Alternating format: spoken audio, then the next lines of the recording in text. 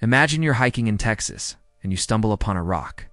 You crack it open, and inside, you find a hammer. Not a stone hammer, but a modern-looking iron hammer with a wooden handle. Sounds strange, right? Well, that is exactly what happened to Max Hahn and his wife in 1936. They found what is now known as the London hammer. It's named after the town of London, Texas. The hammer itself isn't the mystery. It looks like a standard miner's tool from the late 1800s. The real puzzle is the rock it was found inside. Geologists who first examined the concretion, the rocky shell around the hammer, dated it to the Ordovician period. That's over 400 million years ago. To put that in perspective, that's long before the dinosaurs, long before complex life even crawled onto land. So, how could a modern-looking hammer end up encased in rock that ancient? This discovery sent shockwaves through the world of archaeology and geology, quickly becoming one of history's most famous out-of-place artifacts. These are objects found in contexts where they just shouldn't exist, challenging our entire understanding of the historical timeline. Was it a prank, a mistake, or proof of something extraordinary?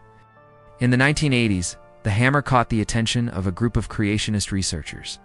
They bought the artifact and presented it as undeniable proof of a pre-flood world, a time when humans and ancient creatures coexisted. They argued that the official scientific timeline was wrong. To support their claims, they pointed to two fascinating details. First, the wooden handle showed signs of turning into coal, a process they said could only happen over immense periods. Second, the iron hammerhead showed almost no rust even after decades.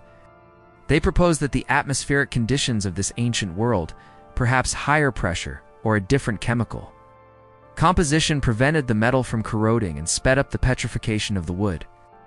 For them, the London hammer wasn't out of place at all. It was a relic from a lost chapter of Earth's history, one that mainstream science refused to acknowledge. But of course, mainstream science had a very different explanation. Geologists took a closer look and came to a much more grounded conclusion. They argued that the rock surrounding the hammer wasn't 400 million years old at all. Instead, it was a much younger formation. Their theory is simple. A miner, likely in the 1800s, dropped his hammer. The area is rich in limestone, which contains minerals that are highly soluble. Over time, rainwater dissolved these minerals, which then seeped around the lost hammer. As the water evaporated, the minerals rehardened, forming a solid concretion around the object. This process, known as chemical incrustation, can happen surprisingly fast. We're not talking millions of years, but potentially just a few decades or a century.